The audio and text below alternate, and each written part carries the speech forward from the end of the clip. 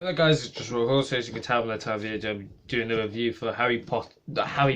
No, the Hobbit, the Desolation of Smaug. Don't ask me why I said Harry Potter, but yeah, Desolation of Smaug. This is the extended edition I've got, and that bundle, as you can see, is really good art. I really like these. They just have some really good art. So yes, I am watching the extended editions. Maybe the short editions are better, but I'm just saying these are the ones I'm just watching, and yeah. Really good bundle in my opinion. I've got also ones for Lord of the Rings, so when I review those films, I can show you that as well. But overall, for the film, it's a good film. I do think compared to the first one, it's disappointing, but I do think it's a really good film, and I enjoyed myself. That's all I'm gonna say. I like. So the part of the story is kind of the same as the last one. They're trying to get to Erebor, take back kind of their home land and billows in it and stuff. It's kind of a similar story, but the real problem with this film, it just doesn't feel like a film by itself. Like, it doesn't feel like a film you can just watch by itself. This is one of those films you're gonna have to see the first film to kind of understand what's going on, because it's not a film by itself. It's like the middle of a trilogy. It doesn't feel like it's own film, and that's like something I've noticed from the other films. Like, the only one that really feels like its own film is the first one, and that ends in a way that makes you want to watch the second one, which is good, right? But yeah, so I do think that's a problem with the trilogy as the whole, is that it doesn't feel like you could just take one film and it works by itself. You need all the other films, because even the MCU, even so with the long storylines over 10 years worth of movies, you can still understand the plot of the movie if you just see that film by itself. So maybe the only one you can't is Endgame, but apart from that you can. So I'm just trying to move my tripod. So yeah, that's something I would say. The cast is of course really good. They gave the other dwarfs that were kind of on the side, they gave them a bit more to do, and they were a bit more involved, which I quite liked. One of the ones, I think his name is Killy, this one, they built this kind of relationship between him and an elf. I'm not sure, it feels a bit forced, but I can't complain too much, because they given him something to do because it wasn't important.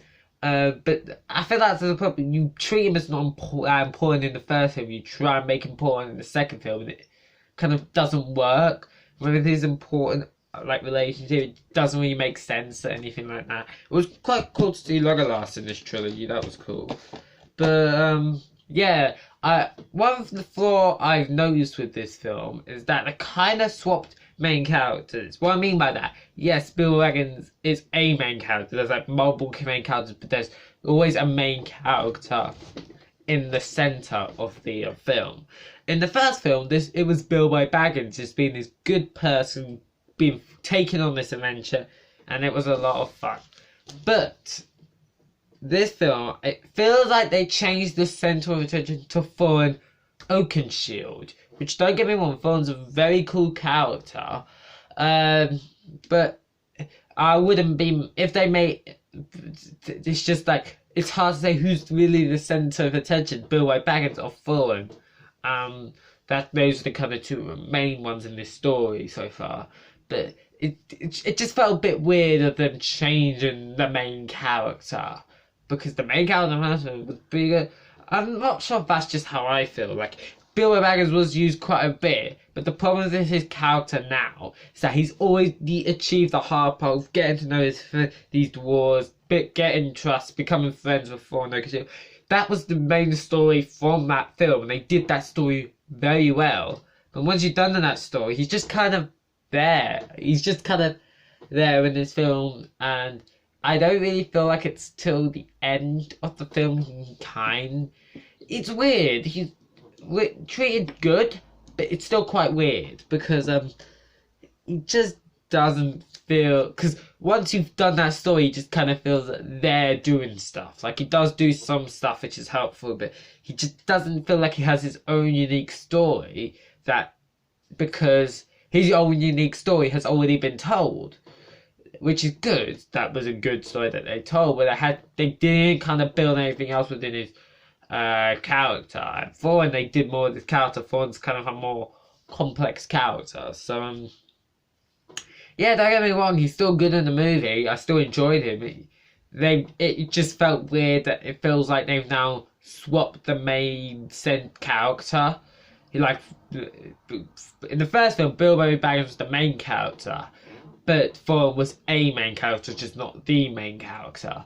Now in this film, they feel like they've swapped to now Thorn's the main character, and he's just Bilbo's just a main character. So there isn't really much of a clear structure in that sense of just a particular hero, unlike Lord of the Rings. So yeah, and the film itself, I haven't really talked a lot about the film. The cast, because I thought was for the most part really good, but Benedict Cumberbatch as Smaug, because we see Smaug, I thought he was really cool. I thought he was quite fierce, menacing, and they keep him to the end of the film, which I think is smart.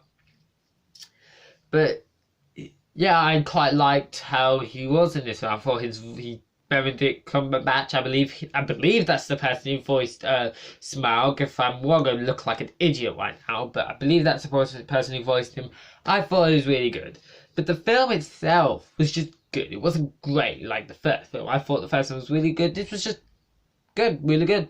The last film I thought was great. This kind of just felt like it felt like the middle of a story, not its own film. And that just makes it harder to watch by itself. You kind of need to do a marathon of these films. I won't say a marathon, but you definitely need to at least watch the first one to kind of understand this film a bit more.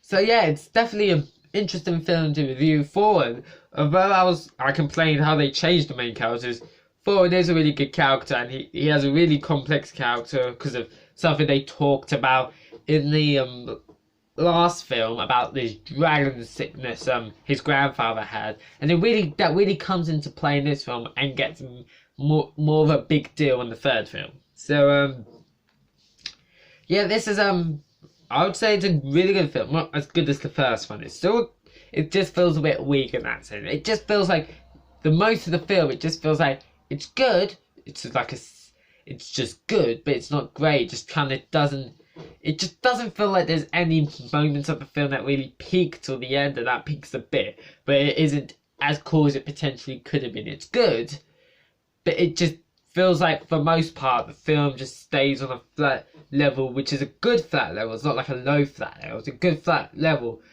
and it doesn't go down, which is good. But maybe it goes down a bit with the relationship between Tyre and Killer. It just didn't work for me. I didn't hate it. It was fine. It just didn't work too well for me. But so for the most part, it's staying on this, but it doesn't peak at all. So it just stays at its norm to the point where nothing really special happens. Even so, what you're watching is a good film. It just because that's the standard of just good, no great moments, just good film. And because the thing is, it only takes a few great moments to make a good film a great film. So yeah, I still enjoy this. It just keeps on this strong good standpoint, but it doesn't peak really at all. It kind of stays in that kind of level. But I still really enjoyed this film. I'd give it a 7 out of 10, which means that the first Hobbit film is better. I hope you enjoyed this video. If you did, don't forget to like the video, subscribe to the channel if you didn't yet, turn notifications on so you never miss a video. I'll see you all in the next one. Bye guys.